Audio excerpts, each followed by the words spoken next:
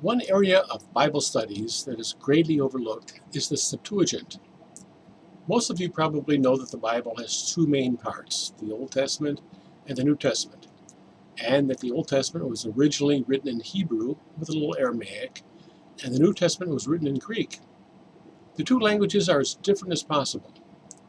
Several hundred years before the time of Christ, the Hebrew Old Testament was translated into Greek, and this was the primary Bible used by the New Testament writers. The New Testament writers refer to the Old Testament hundreds of times, but you can't really tell where when you compare the Old Testament and New Testaments in English. And you can't compare them either when one is in Greek and one is in Hebrew. But with the Old Testament in Greek, you can and should compare the use of words and phrases across both testaments. Consider, for example, the Beatitude.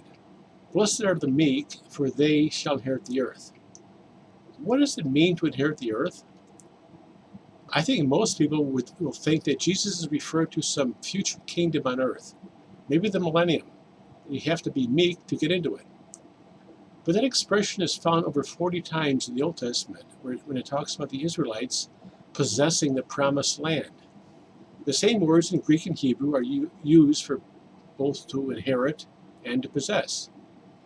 Jesus' listeners would have understood that beatitude as saying about the meek possessing the land. And the words for earth and land are the same in both Hebrew and Greek too. A lot of time you're not sure if the writer is referring to the earth or to the land, especially in Revelation and some of the prophets. But our topic today is sex, lust, and adultery. The most often used Bible passage when the subject comes up is Matthew 5:28. But I, Jesus, say to you that everyone who looks at a woman with lust for her has already committed adultery with her in his heart. Now the Ten Commandments has one that says, thou shalt not covet thy neighbor's wife.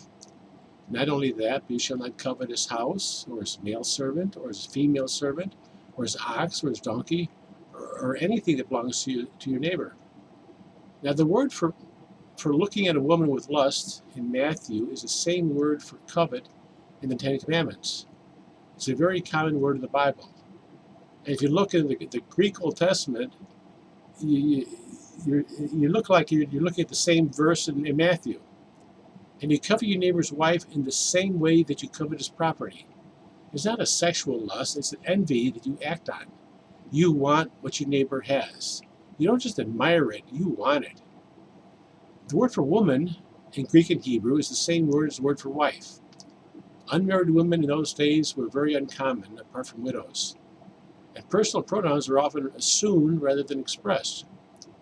So a better translation, in my mind, would be something like, everyone who looks at another man's wife and covets her has already committed adultery in his heart.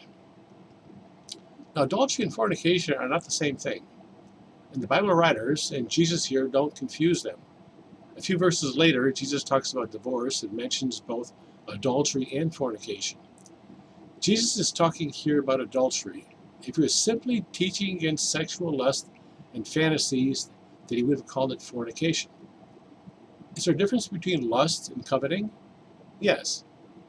If Jesus was merely talking about men fantasizing about a woman, then every man who is dating or is engaged is already committing adultery. Heck, you have 13-year-old boys committing adultery all day, every day. But wait, how can it be adultery if nobody's married?